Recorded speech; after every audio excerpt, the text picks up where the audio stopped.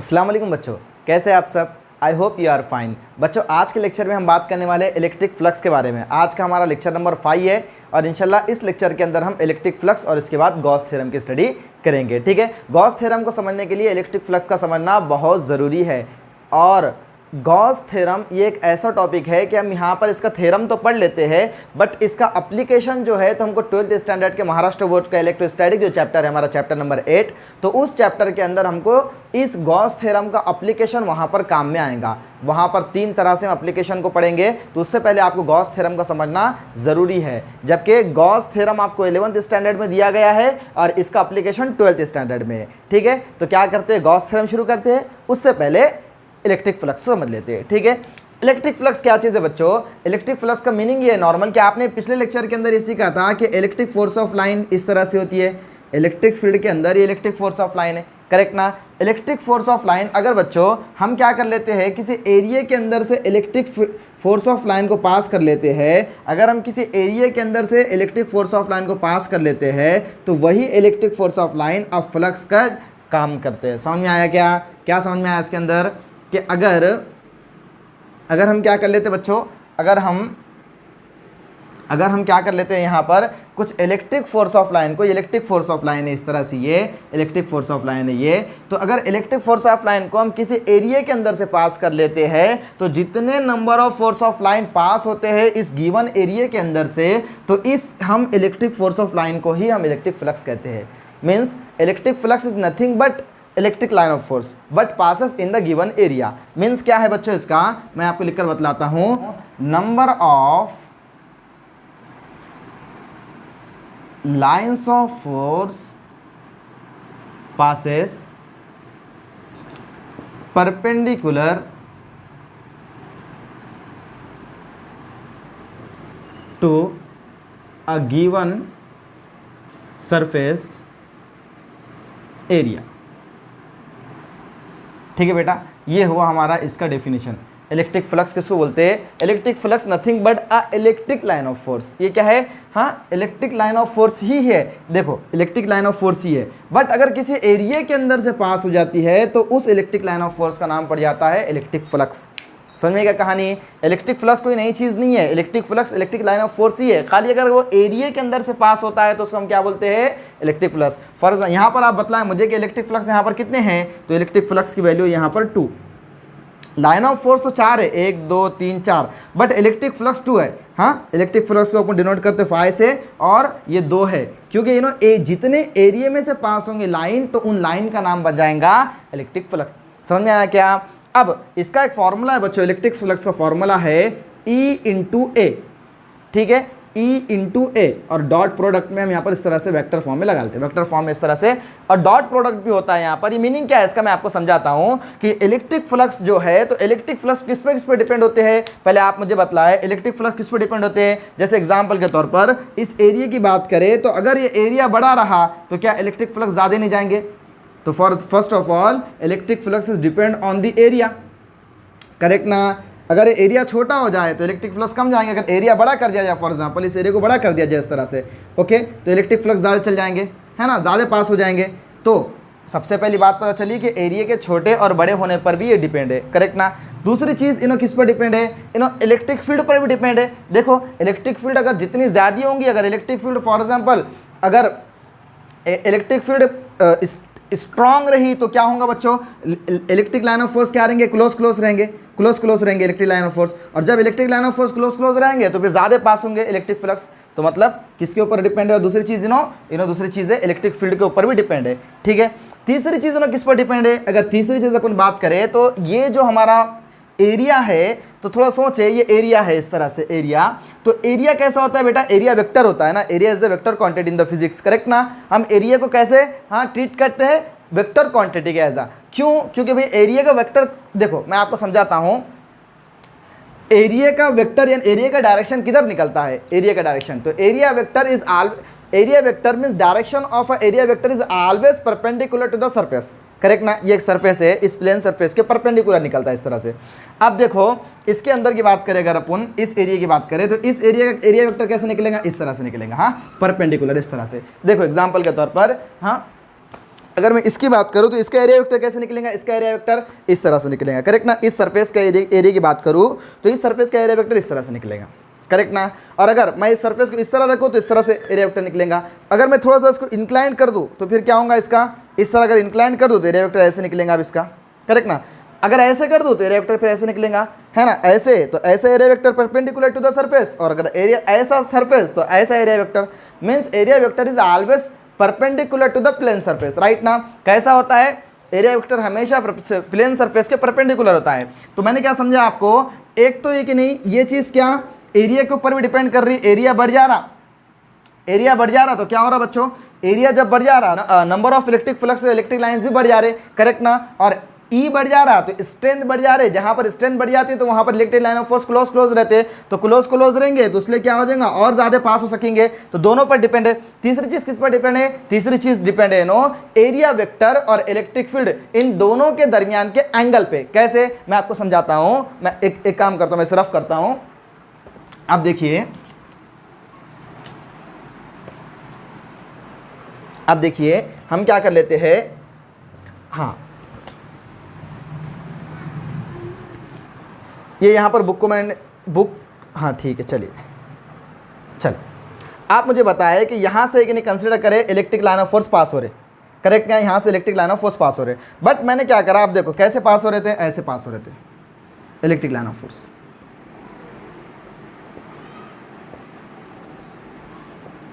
Correct ना। इस तरह से electric line of force pass हो रहे थे, ओके। चलो अभी क्या कर लेते हम, हाँ जब मैंने इसको इस तरह रखा था तो इलेक्ट्रिक लाइन ऑफ फोर्स ऐसे पास हो रहे थे, लेकिन मैंने क्या कर दिया, अब इसको इंक्लाइन कर दिया इस तरह से। देखो इलेक्ट्रिक फील्ड की डायरेक्शन कौन सी है, ये डायरेक्शन इलेक्ट्रिक फील्ड की, करेक्ट क्या, ये इलेक्ट्रिक फील्ड की डायरेक्शन है, इलेक्ट्रिक फील्ड की डायरेक्शन ये है। एरिया की डायरेक्शन कौन सी है, अभी एरिया की direction perpendicular to the surface, right क्या, मतलब एरिया की डायरेक्शन भी ये है, समझ में आ रहा क्या, एरिया की डायरेक्शन भी ये है, इलेक्ट्रिक फील्ड की डायरेक्शन भी ये है, राइट ना। अगर मैंने क्या कर दिया, इसको थोड़ा सा इंक्लाइन कर दिया इस तरह से, आप देखिए मुझे बताइएगा, अब एरिया की डायरेक्शन चेंज हो गई, करेक्ट क्या हो गई, एरिया की डायरेक्शन परपेंडिकुलर इस तरह से हो जाएंगे आप। इसके पर ऐसा था तो परपेंडिकुलर ऐसा था, लेकिन अब ऐसा होगा तो परपेंडिकुलर ऐसा बनेगा, करेक्ट, आप समझ पा रहे इस तरह से। तो क्या हुआ, एरिया की डायरेक्शन आपका ऐसी होगी, चेंज होगी, एरिया की डायरेक्शन ये बन गई, करेक्ट क्या, एरिया की डायरेक्शन ये बन गई।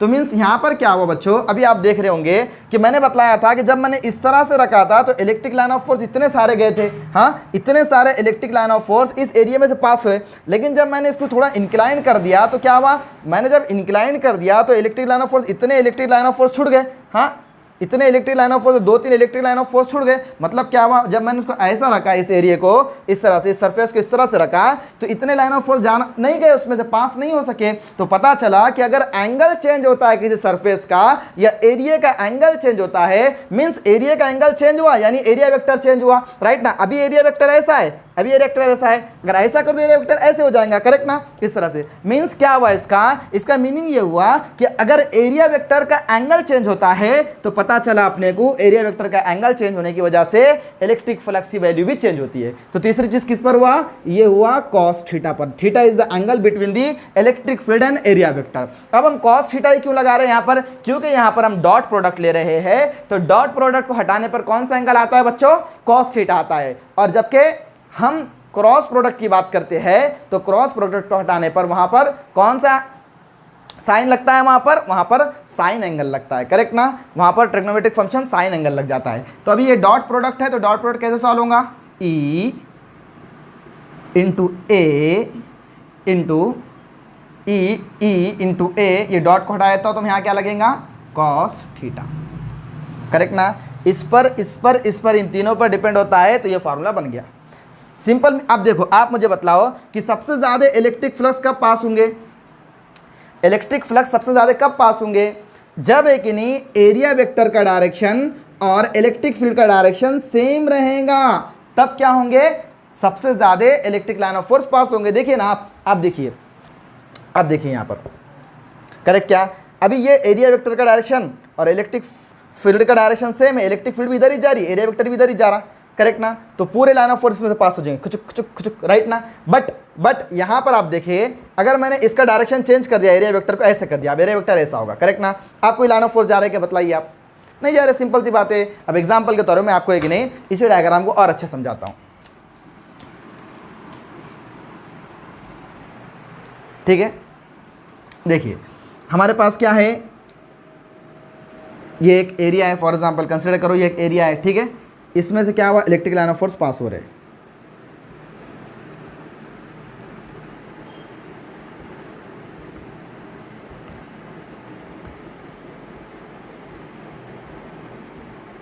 ठीक है क्या, इलेक्ट्रिक लाइन ऑफ फोर्स इस तरह से यहां से पास हो रहे हैं, ओके। अब मैं क्या करता हूं, अभी तुमको देखिए ये इलेक्ट्रिक फील्ड की डायरेक्शन कौन सी है, यही इलेक्ट्रिक फील्ड की डायरेक्शन, लाइन जो पास हो रहे हैं, electric field electric force of line एक ही रहता ना, ठीक है ना। चले तो इलेक्ट्रिक फील्ड की डायरेक्शन कौन सी है, ये, ओके ना, इस तरह से। और इलेक्ट्रिक फील्ड की डायरेक्शन ये, तो एरिया वेक्टर की डायरेक्शन कौन सी बनेगी, ये एरिया इस तरह से, तो एरिया वेक्टर भी इस तरह से बनेगा, राइट ना।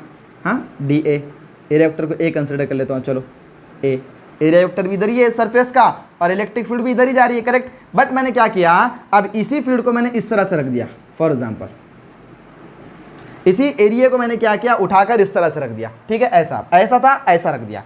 तो बेटा ऐसे में क्या हुआ, एरिया वेक्टर का डायरेक्शन किधर होगा, ऊपर होगा, क्योंकि एरिया वेक्टर कैसा होता है, area vector is always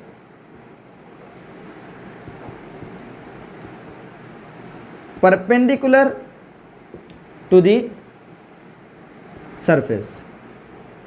surface को कैसा होता है, हमेशा परपेंडिकुलर, तो एरिया वेक्टर का डायरेक्शन ये होगा, करेक्ट ना। इलेक्ट्रिक फील्ड का डायरेक्शन ये होगा, करेक्ट। क्या, देखो आप बतलाओ मुझे, क्या इसके अंदर से कोई इलेक्ट्रिक फील्ड जा रही है, तो कोई इलेक्ट्रिक फ्लक्स आएगा, फिर नहीं आएगा।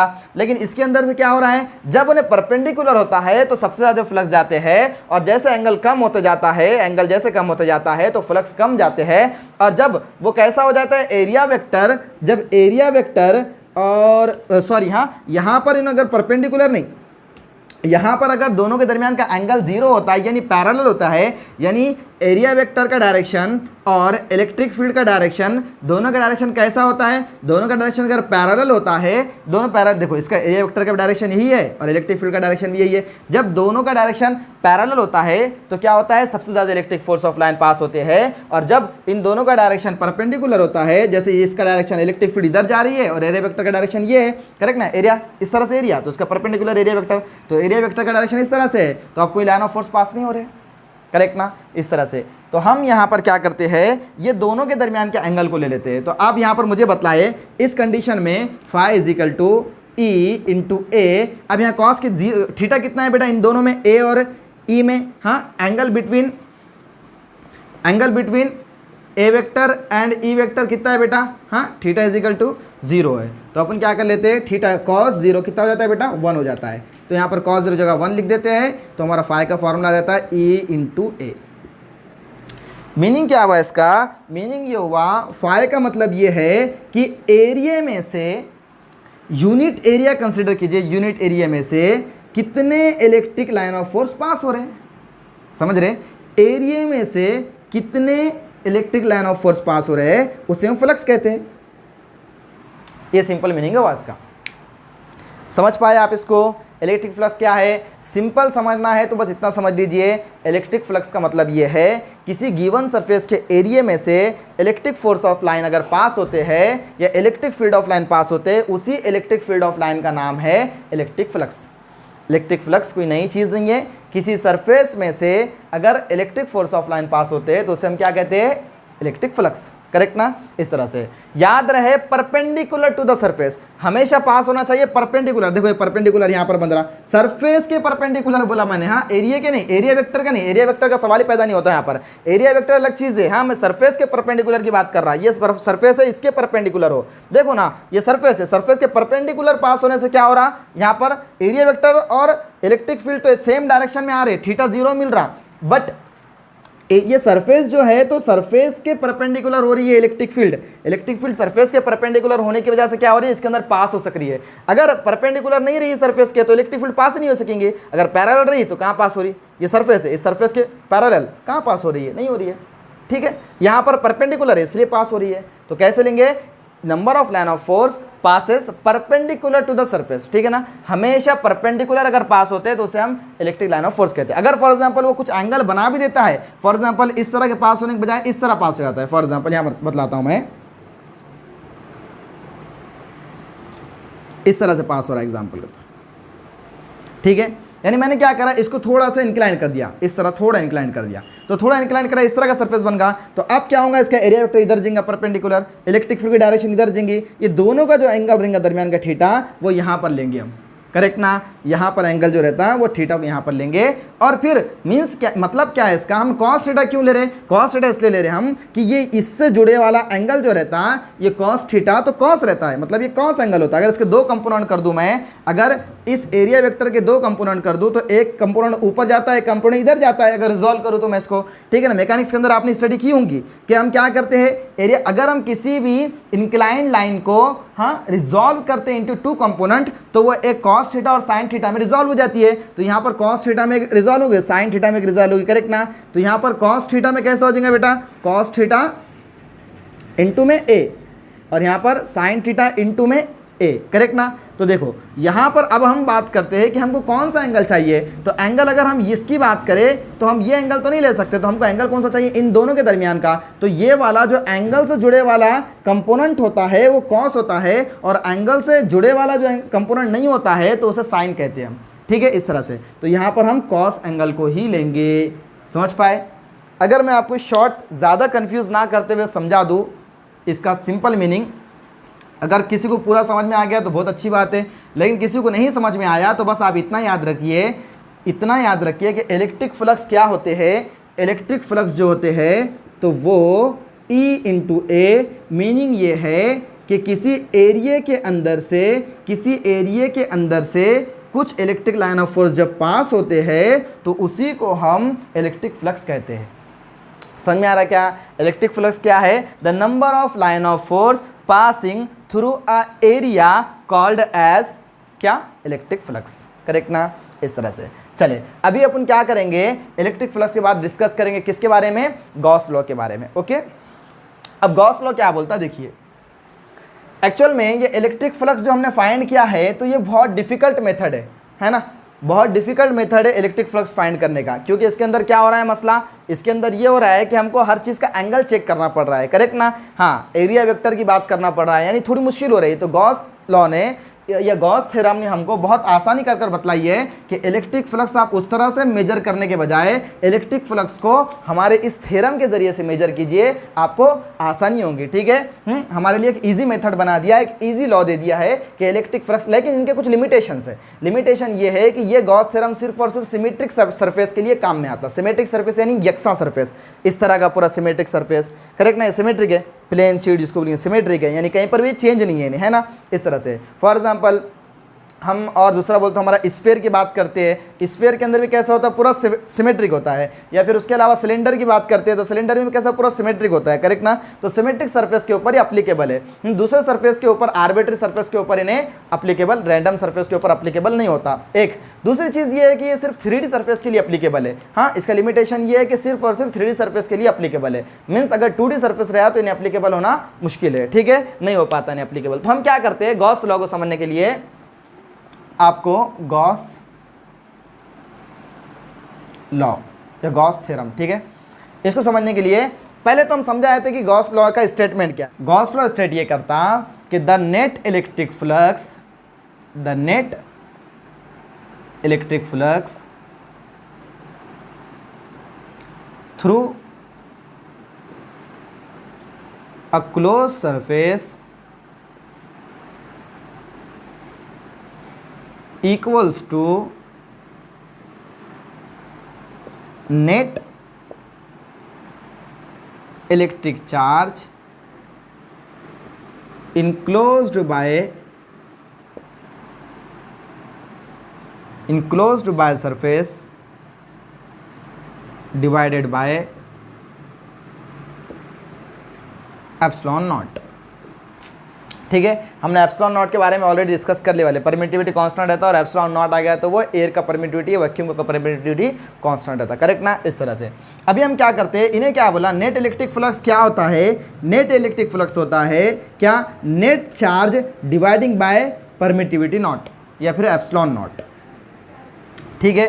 क्या गॉस ने क्या स्टेट करा कि जो नेट इलेक्ट्रिक फ्लक्स होता है वो कैसा होता है, net charge dividing by epsilon not. तो मीनिंग ये हुआ, गॉस ने ये बतलाया कि अगर फॉर एग्जांपल हम क्या कर लेते हैं कोई इस तरह क्लोज सरफेस ले लेते हैं और इस क्लोज सरफेस के अंदर कोई चार्ज को रख लेते हैं, तो इसके अंदर अब यहाँ से कितने फ्लक्स पास हुए ये बतलाने के लिए सिर्फ आपको क्या करना है, अंदर कितने चार्ज है, अंदर कितना चार्ज है और एप्सिलॉन नॉट से डिवाइड करना है। अब एप्सिलॉन नॉट क्या चीज़ है, एप्सिलॉन नॉट ये कांस्टेंट है। अगर हम इसको एयर के अंदर रखते हैं, एयर मीडियम के अंदर रखते हैं, तो इसकी एक कांस्टेंट वैल्यू मिलेंगी हमको। जैसे इसकी वैल्यू हमको मिलेंगी एयर मीडियम के अंदर 8.85 इंटू 10⁻⁻12, करेक्ट ना, ये हमको वैल्यू मिलेंगी इसकी। अगर कोई और मीडियम रहेगा तो कोई और मीडियम की इसकी वैल्यू मिलेंगी। तो सिंपल गॉस थ्योरम क्या बोलता है कि अगर आपको नेट इलेक्ट्रिक फ्लक्स फाइंड करना है, नेट इलेक्ट्रिक फ्लक्स, तो कैसे निकालेंगे नेट इलेक्ट्रिक फ्लक्स, बस आपको वो उतना कॉम्प्लिकेट मेथड नहीं करना है। कौन सा,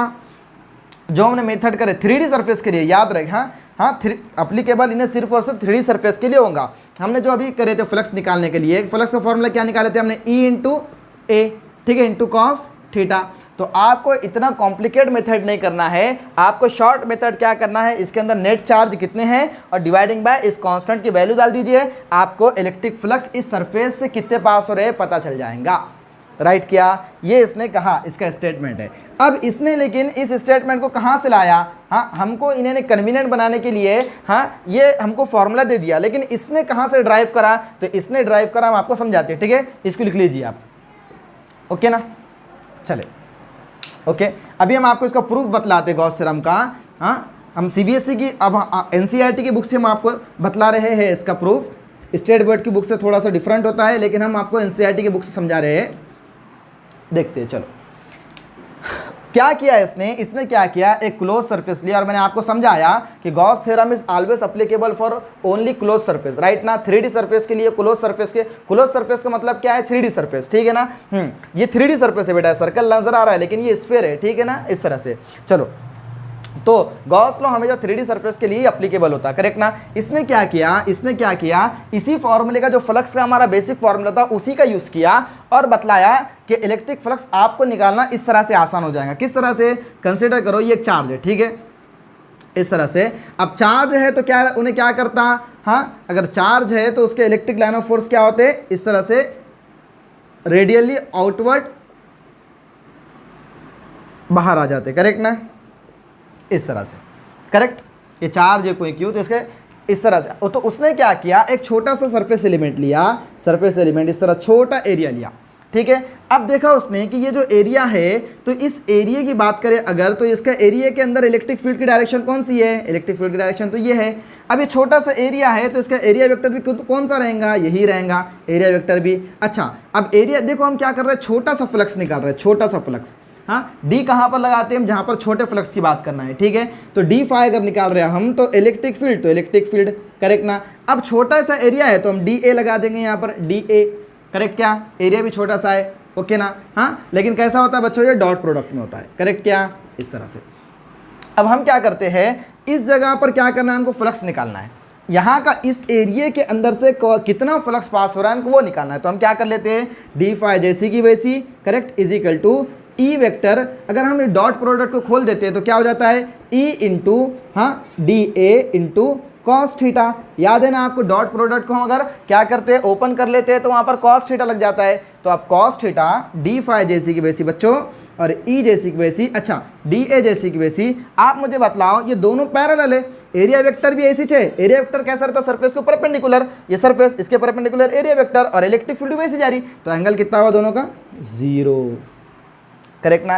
एंगल कितना हो गया, 0। तो मैं cos 0 लिख देता हूँ। तो cos 0 कितना बन गया बेटा, D phi is equal to E into D A, cos 0 बन जाता है 1, तो 1 राइट क्या। तो फाइनली क्या हुआ यहाँ पर, D phi is equal to E into D A, हमको ये वैल्यू मिल जाती है किसकी, इतने छोटे से एरिया के अंदर से इलेक्ट्रिक फ्लक्स कितना जा रहा है, तो D phi electric flux pass हो रहा है, और वो कितना है, ई इंटू डी ए, मतलब डी ए मतलब ये छोटा एरिया, ठीक है, और ई मतलब ये इलेक्ट्रिक फील्ड, ठीक है ना, ये इलेक्ट्रिक लाइन जो समझे, ओके ना, इस तरह से। अगर मुझे क्या करना है, इस पूरे सरफेस के ऊपर से इलेक्ट्रिक फ्लक्स कितने पास हो रहे हैं वो मालूम करना है, तो मुझे क्या करना पड़ेगा, ऐसे छोटे छोटे क्या करना पड़ेगा, एलिमेंट करना पड़ेगा। किसके, हाँ, जैसे यहाँ का एरिया, यहाँ का एरिया, यहाँ का एरिया, तो इस तरह मुझे पूरे सरफेस के ऊपर क्या करना पड़ेगा, छोटे छोटे एलिमेंट करके क्या करना पड़ेगा, इन सब एलिमेंट का प्लस करना पड़ेगा, इसका इसका इसका इसका सबका प्लस करना पड़ेगा। आपको थोड़ा सा बेसिक मैथमेटिक्स आना चाहिए। उसके बेसिक मैथमेटिक्स ये बोलता कि अगर आपको थोड़ा भी, बेसिक नहीं है ये, एडवांस मैथमेटिक्स है, लेकिन आप इसको फील कीजिए, अगर आपको ये कि नहीं थोड़ा भी अगर किसी एरिया है, उस छोटे छोटे एरिया है और वो एरिया कैसा है, कंटिन्यूअस बॉडी, कंटिन्यूअस बॉडी है, ये कंटिन्यूअस बॉडी, राइट ना, इस तरह से कंटिन्यूअस बॉडी। अगर छोटे छोटे कंटिन्यूअस बॉडी के हमको एरिया का सम करना है तो हम वहाँ पर इंटीग्रेशन लगाते हैं, ठीक है। इंटीग्रेशन क्या है, समीशन है, एक किस्म का, एक टाइप का समीशन है, सम है, ठीक है। मतलब मुझे क्या करना है, फाई निकालना है। कौन सा फाई, टोटल फाई, ये तो छोटे एरिया का छोटा फाई हुआ, करेक्ट ना, छोटे एरिया का छोटा फाई, मुझे टोटल एरिया का टोटल फाई निकलेगा, करेक्ट ना। टोटल इलेक्ट्रिक फ्लक्स निकालना है मुझे, नेट इलेक्ट्रिक फ्लक्स जो निकालना है, तो कैसा निकलेगा वो नेट इलेक्ट्रिक फ्लक्स मेरा निकलेगा बच्चों, छोटे छोटे एरियो का समीशन, करेक्ट ना, छोटे छोटे एरियो का समीशन, छोटे छोटे फ्लक्सेस का समीशन। देखो यहाँ का फ्लक्स, टोटल फ्लक्स कैसे निकलेगा, यहाँ का फ्लक्स प्लस यहाँ का फ्लक्स, ये ऐसे भी तो जा रहा है ना, करेक्ट ना, ऐसा यहाँ का फ्लक्स, यहाँ का फ्लक्स, यहाँ का फ्लक्स, यहाँ का, तो तमाम छोटे छोटे एरिया का फ्लक्स करने के लिए हम क्या करते हैं, डायरेक्टली इंटीग्रल डी फाई लगा लेते हैं। तो क्या होता है, phi net is equal to integral का इंटीग्रल, और छोटे एरिया कितना, छोटा फ्लक्स कितना मिला था, E into D A, right, क्या, ई इंटू डी ए, तो क्या हो जाता है, net electric flux is equal to, अगर ई तो कैसा है बेटा, देखो यहाँ की बात करो, या यहाँ की बात करो, यहाँ की बात करो, यहाँ की बात करो, कैसा है, ई जो होता है सिमेट्रिकल होता है, किसी भी क्लोज सरफेस के लिए, 3D सरफेस के लिए, स्फेयर के लिए, हाँ, इलेक्ट्रिक फील्ड कैसी होती है, स्फेरिकली सिमेट्रिक होती है। मतलब ये r डिस्टेंस के ऊपर, यहाँ पर बात करो, यहाँ बात करो, यहाँ यहाँ यहाँ यहाँ कहाँ पर भी आप बात करो, आपको इलेक्ट्रिक फील्ड की जो इंटेंसिटी रहेंगी, उसका मैग्नीट्यूड रहेगा, वो आपको सेम मिलेगा। इसीलिए हम क्या करते हैं, इलेक्ट्रिक फील्ड को बाहर निकाल देते हैं एज अ कांस्टेंट, और इंटीग्रल में डी ए को लिख देते हैं। समझ पाए क्या, ठीक है। मैं यहाँ पर थोड़ा सा ये सिंबल लगा रहा हूँ इस तरह का, तो इसका मीनिंग होता है क्लोज इंटीग्रल। क्लोज इंटीग्रल मतलब क्या है, मैं पूरा यहाँ से जाके फिर यहाँ पर आ रहा हूँ, तो ये क्या मीनिंग हुआ, इसके लूप बन रहा है, लूप, जब लूप बनता है तो क्लोज बोलते हैं, तो ये भी क्लोज हुआ ना, इस तरह से। तो इंटीग्रल को लगाने का एक मेथड है ये, इस तरह से कि क्लोज इंटीग्रल डीए का ले रहा हूँ मैं, ठीक है ना, मतलब पूरे छोटे एरियाओं का प्लस कर रहा हूँ। तो ये जो एरिया है आपको क्या नज़र आ रहा है भाई, आपको ये नज़र आ रहा है, अगर मैं छोटे एरिया का प्लस कर दूंगा तो मुझे क्या मिल जाएगा, बड़ा एरिया, करेक्ट ना, तमाम छोटे एरिया का प्लस बड़ा एरिया, और बड़ा एरिया मेरे पास है यहाँ पर 4 पाई आर स्क्वायर, करेक्ट क्या, 4 पाई आर स्क्वायर। अगर ये डिस्टेंस आर रहा सबका, तो रेडियस आर रहा तो, करेक्ट ना, अगर रेडियस आर रहा तो 4 पाई आर स्क्वायर मेरा एरिया बन जाएगा। क्यों, क्योंकि मेरे पास स्फेयर है ना, ये क्लोज सरफेस है, 3D है, तो स्फेयर है, स्फेयर का एरिया क्या होता है, 4 पाई आर स्क्वायर। तो मैं क्या करता हूँ यहाँ पर देखिए, इधर इसके बाद यहाँ करा रहा हूँ, net electric flux is equal to E into, ये यहाँ पर कितना आ गया, d A is equal to A, और ए कितना है 4 पाई आर स्क्वायर, तो ए की जगह पर 4 पाई आर स्क्वायर लिख देता हूँ, करेक्ट ना, इस तरह से।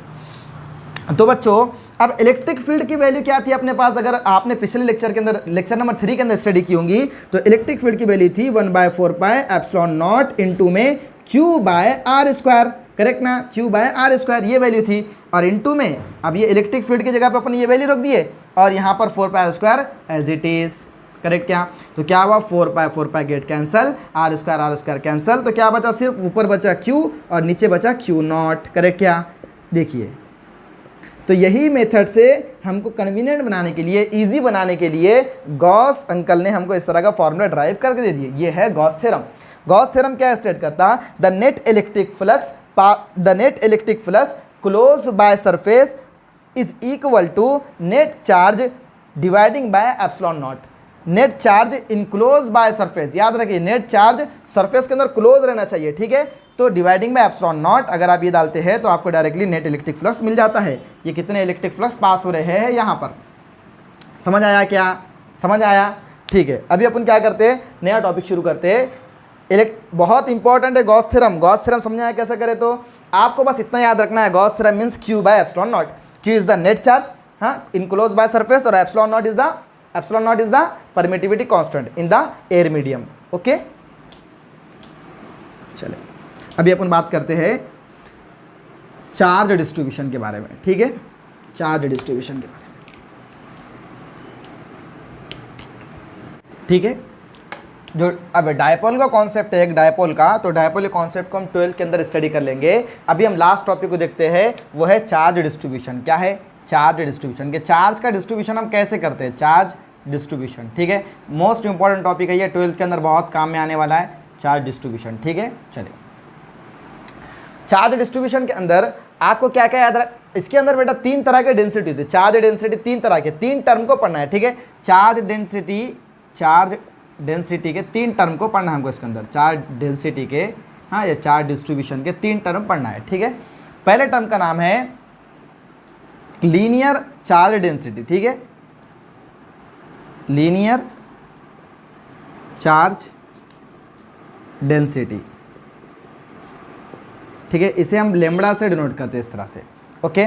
और दूसरा है हमारे पास सरफेस एरिया चार्ज डेंसिटी या फिर surface charge density, surface charge density, इसको डिनोट करते हैं हम बेटा सिग्मा से, ठीक है, सिग्मा से डिनोट करते हैं इसको। और सरफेस चार्ज डेंसिटी हो गई, लीनियर चार्ज डेंसिटी हो गई, और हमारे पास है वॉल्यूम चार्ज डेंसिटी। कौन सी है?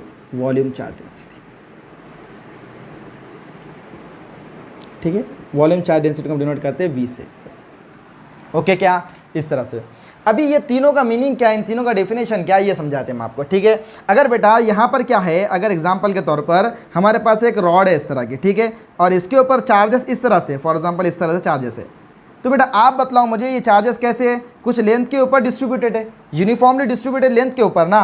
तो हम क्या करते हैं, यहाँ पर जो डेंसिटी निकलती है, चार्ज डेंसिटी, हाँ, nothing, charge density is the lambda, correct ना। Linear charge density is the Q/L, means ये क्या होगा, जितने चार्जेस है ये चार्ज Q, ठीक है ना, चार्ज जो भी रहेंगे तो लेंथ के ऊपर स्प्रेड है ना, इनो किसके ऊपर स्प्रेड है? लेंथ के ऊपर स्प्रेड है, तो चार्ज पर यूनिट लेंथ हम यहाँ पर इसको लीनियर डेंसिटी कहते हैं। समझ में आया क्या? लीनियर डेंसिटी क्या है? अगर चार्ज कैसे स्प्रेड है? यूनिफॉर्मली स्प्रेड है इन द लाइन, लाइन के अंदर है कि नहीं, देखो लाइन के अंदर, ऑन दी रॉड, करेक्ट ना। तो रॉड के ऊपर स्प्रेड है, तो उस वक्त पर हम क्या करते हैं, लेंथ पर दिख रहा है हमको तो लेंथ ले लेते हैं इसका, करेक्ट। क्या? इस तरह से। तो Q/L means charge density, linear charge density is defined as the charge distributed on the rod और on the in the line per unit length, correct ना। लेंथ के ऊपर जो चार्ज है, यूनिट लेंथ के ऊपर चार्ज डिस्ट्रीब्यूट है, उसको हम लीनियर चार्ज डेंसिटी बोलते हैं। अब इसको समझे, ठीक है। सरफेस चार्ज डेंसिटी का मतलब क्या है? ये एरिया, फॉर एग्जांपल क्या करते हैं, कोई सरफेस एरिया लेते हैं, ठीक है। अब सरफेस एरिया यहाँ पर कोई लीनियर नजर आ रहा है क्या आपको? नहीं, यहाँ पर आपको एरिया नजर आ रहा है, करेक्ट, यहाँ पर एरिया नजर आ रहा है। तो हम यहाँ पर क्या करते हैं, जो चार्ज अगर एरिया के ऊपर डिस्ट्रीब्यूटेड है, ठीक है, अगर चार्ज एरिया के ऊपर डिस्ट्रीब्यूटेड है, उसको हम सरफेस चार्ज डेंसिटी बोलते हैं। समझा क्या? पक्का ना? इस तरह से। और अगर चार्ज किसी वॉल्यूम, यानी एक एग्जाम्पल के तौर पर सिलेंडर है, ये एक सिलेंडर है, ठीक है, इस सिलेंडर के अंदर पूरे चार्जेस भरे हुए हैं, यानी पूरे वॉल्यूम के अंदर भरे हुए चार्जेस है, इस तरह से ये डिस्ट्रीब्यूटेड है। तो यहाँ पर क्या लेंगे हम? बोलो चार्ज अगर वॉल्यूम के अंदर डिस्ट्रीब्यूटेड है तो वहाँ पर हम ले लेंगे, हाँ, वहाँ पर हम ले लेंगे चार्ज डेंसिटी को हम यहाँ पर रो से डिनोट करते हैं, रो से। तो रो इज इक्वल टू, हाँ, क्या आ जाएगा, जैसे यहाँ पर Q था तो यहाँ पर भी Q, लेकिन ये वॉल्यूम है, ये वॉल्यूम है पूरा बोलकर हम क्या करते हैं, डिवाइडिंग बाय V ले लेते हैं, करेक्ट। क्या? तीनों फॉर्मूले समझ में आए? अगर चार्ज किसी सरफेस के ऊपर डिस्ट्रीब्यूटेड है तो पर यूनिट एरिया, सरफेस यानी एरिया, करेक्ट ना, इस तरह से। और अगर चार्ज वॉल्यूम में डिस्ट्रीब्यूटेड है तो पर यूनिट वॉल्यूम। तो अगर चार्ज लाइन में डिस्ट्रीब्यूटेड, चार्ज पर यूनिट लेंथ, ठीक है ना, वो चार्ज को हम डिवाइडिंग बाय लेंथ कर लेते हैं, करेक्ट ना, इस तरह से। तो इसका यूनिट क्या होगा? इसका यूनिट होगा कोलम, चार्ज का यूनिट है कोलम और लेंथ का यूनिट मीटर, कोलम पर मीटर। इसका यूनिट क्या होगा? कोलम पर मीटर स्क्वायर। और इसका यूनिट क्या होगा? कोलम पर मीटर क्यूब, करेक्ट ना, कोलम पर मीटर क्यूब, ये तीनों के यूनिट हो गए। तो फाइनली आपको इन 3 फॉर्मूलों को याद करना है कि अगर मैं आपको बतलाऊँ, मैं आपको एक दफ़ा पूछता हूँ कि कौन सी डेंसिटी कहाँ पर अप्लाई होंगी, बतलाइए, ठीक है। तो हमको 12th स्टैंडर्ड के अंदर बहुत हेल्पफुल होने वाली है ये डेंसिटी, चार्ज डेंसिटी। हम स्टार्ट के तीनों एप्लीकेशन के अंदर भी इन्हीं चार्ज डेंसिटी का यूज़ करने वाले हैं। आप मुझे बतलाएं, मैं क्या करता हूँ आपको, ये सिलेंडर ले लेता हूँ एक, ठीक है, और ये सिलेंडर ले लेता हूँ एक, ठीक है, और क्या करता हूँ मैं, एक प्लेन शीट ले लेता हूँ, ठीक है। अब मुझे बतला अगर यहाँ पर चार्जेस डिस्ट्रीब्यूशन है, चार्ज यहाँ पर डिस्ट्रीब्यूट है यहाँ पर, और यहाँ पर डिस्ट्रीब्यूट है चार्ज फॉर एग्जांपल,